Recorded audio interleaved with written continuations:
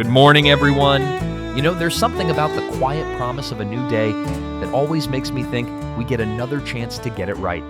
I'm Alex, coming to you on this beautiful Monday, April 14th. And I'm Mark. While my unhinged friend here was probably up at 5 a.m. doing whatever it is you do that early, Alex. Mostly questioning my life choices and drinking too much coffee, if we're being honest. Well, that tracks. Welcome to Blue Mountain Morning, where we're turning down the noise and finding those moments of clarity together. Let's dive in. Let's jump right into today's Horizon, where we break down the most important stories happening right now. First up, remember those tariff exemptions on smartphones and electronics from China that the White House announced on Friday? Well, Trump took to social media yesterday to basically say not so fast. Right. He wrote on his Truth Social platform that there was no tariff exception, and these products are just moving to a different tariff bucket. He specifically said, "We will not be held hostage by other countries, especially hostile trading nations like China." So wait, I already ordered a new laptop because I thought prices might go up. Was that totally unnecessary? Possibly. Trump's promising to launch a national security trade investigation into semiconductors and the whole electronics supply chain. So the exemption might be very short-lived. Of course. I panic bought for nothing. Speaking of panic, Bernie Sanders was in LA this weekend telling thousands of people at a rally that we're facing a moment of extraordinary danger. He's been traveling across the country speaking out against the new administration. Sanders said how we respond will not only impact our lives, but will impact the lives of our kids and future generations. And he was at Coachella too. Can you imagine Bernie in the desert with all those influencers? I would pay good money to see that. I'm sure there are TikToks of it somewhere. In other news, the White House physician released Trump's first annual physical results of his second term. And? Captain Sean Barbabella says the 78-year-old president is in excellent cognitive and physical health, with robust cardiac, pulmonary, neurological, and general physical function. The report also noted scarring on his right ear from the assassination attempt last July. Wow. At 78, he's the oldest president to take office, though Biden was actually older, 82, when he left, right? Exactly. In a concerning legal development, U.S. officials are saying they're not obligated to help a Maryland resident get out of prison in El Salvador after he was erroneously deported. Wait, what? Even after the Supreme Court ordered them to facilitate his return? The administration's attorneys are claiming that facilitate just means removing domestic obstacles, not actually helping extract him from El Salvador. That's just cruel. How is he supposed to get back? It's a troubling situation. And finally, there's growing debate about the Safeguard American Voter Eligibility Act. The SAVE Act. Such a clever little acronym. We spoke about it last week, didn't we? Yes, and now it is heading to the Senate. There are concerns it could affect voting for millions of married women who've changed their last names if it becomes law. So many women I know have different names on different documents. This sounds like a nightmare waiting to happen.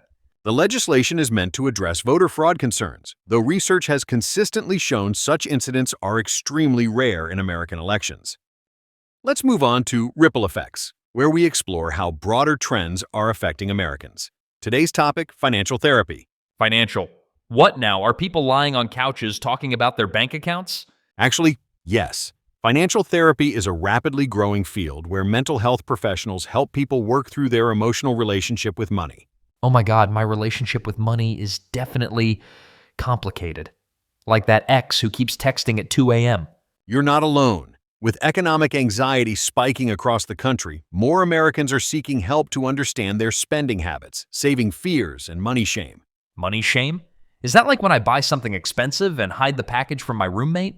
Exactly that. According to the Financial Therapy Association, which was founded in 2010, they've seen membership triple in the last 5 years. Financial therapists help clients unpack why they make certain money decisions and how childhood experiences shape their financial behaviors. Wait, so my habit of panic buying electronics when tariffs are announced might actually be connected to something deeper? Possibly. Many people's money habits trace back to childhood experiences with scarcity or abundance. Did your family talk openly about money when you were growing up? Are you kidding? Money was like Voldemort in our house, the topic that shall not be named. My parents would literally leave the room if I asked how much something cost. That silence creates what therapists call money scripts, unconscious beliefs that drive financial behaviors. For example, someone who grew up with financial insecurity might become an extreme saver, unable to enjoy their money even when they're financially stable. Or, on the flip side, someone who grew up with really strict money rules might rebel and become a complete spendthrift. Not that I would know anything about that. I see you avoiding eye contact there, Alex. But this is exactly why financial therapy exists, to help people recognize these patterns. Dr. Sarah Acevedo from Texas Tech University has found that money is consistently ranked as the top source of stress for Americans, above even health concerns. That makes sense with inflation and housing costs being what they are. My grocery bill gives me heart palpitations these days. The economic pressures are real. The average American household carries over $7,000 in credit card debt, and financial anxiety has increased significantly since the pandemic. Financial therapists report their client loads have doubled in many cases. So, what happens in financial therapy? Do they make you create a budget and then ask about your mother? It's more integrated than that. Financial therapists often have dual training in both mental health and financial planning. They might help clients identify emotional spending triggers while also developing practical money management skills. Like noticing I always shop online when I'm sad or bored? Exactly. One interesting technique they use is called money genograms, basically family trees that map out financial behaviors across generations. It helps people see patterns like, oh, I handle money exactly like my grandmother did. That's fascinating and slightly terrifying. What other issues do people bring to financial therapy? Financial infidelity is a big one, hiding purchases or accounts from partners. Also, financial trauma from past experiences like bankruptcy or growing up in poverty. There's even specific therapy for sudden wealth syndrome for lottery winners or people who receive large inheritances. I would love to suffer from sudden wealth syndrome. Sign me up for that problem. It actually causes real psychological distress. Many lottery winners end up bankrupt within a few years because they weren't emotionally prepared for the change. So financial therapy isn't just for people struggling with debt? Not at all. It's for anyone whose emotional relationship with money is causing distress or limiting their life choices. The goal is financial wellness, having a healthy relationship with money that aligns with your values and goals. I think I need to book an appointment immediately. My credit card and I need couples counseling. One last thing worth noting. As economic inequality increases in America, financial therapists are finding ways to make their services more accessible through sliding scale fees and pro bono work. Money issues affect everyone, regardless of income level. Well, this definitely gives me a lot to think about. Maybe understanding our money emotions is just as important as checking our bank balances. Absolutely. Financial well-being isn't just about the numbers, it's about peace of mind. And now we come to one of my favorite parts of our show, The Morning Whisper. Is it because it's the quietest I get all episode? That's definitely a bonus. But really, it's a moment to pause and center ourselves before diving back into our busy days. So what are we reflecting on today? I was watching raindrops on my window this morning, and it reminded me of something powerful.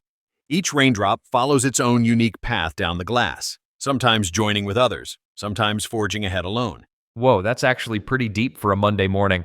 Just like those raindrops, we all face our own individual obstacles and make our own unique journeys. But there's a peaceful certainty in knowing that eventually, every drop reaches its destination. I like that. No matter how zigzaggy the path gets, there's still forward movement happening. Exactly. So for anyone feeling stuck or facing challenges today, remember the raindrops. Your path is uniquely yours. And even when progress seems slow or uncertain, you're still moving forward in your own perfect timing. To write that on a sticky note and slap it on my fridge. Be the raindrop. Boom. Life motto unlocked. That's the spirit, Alex. And to all our listeners, whether you're climbing a mountain today or just trying to get through your inbox, give yourself credit for showing up. Movement is movement, no matter the pace. And that's a wrap on today's episode of Blue Mountain Morning. Thanks for spending part of your Monday with us. We hope you're walking away with a little more clarity, a little more calm, and maybe a raindrop metaphor or two stuck in your head. If you found today's episode helpful, inspiring, or just mildly entertaining, we'd love it if you shared it with someone. Your coworker, your cousin, the barista who always spells your name wrong. Maybe they need some calm too. And hey, if you want to shout out on the show or just want to say hi, drop us a line at bluemountainmorningpodcast@gmail.com. We seriously love hearing from you. We actually read the emails with our eyes, every word. We'll be back tomorrow with more news, more ripple effects, and more of Mark's Zen poetry disguised as weather commentary. Until then, stay curious, stay kind, and remember, you're already further along than you think. Take care, everyone. Bye, friends. Go be the raindrop.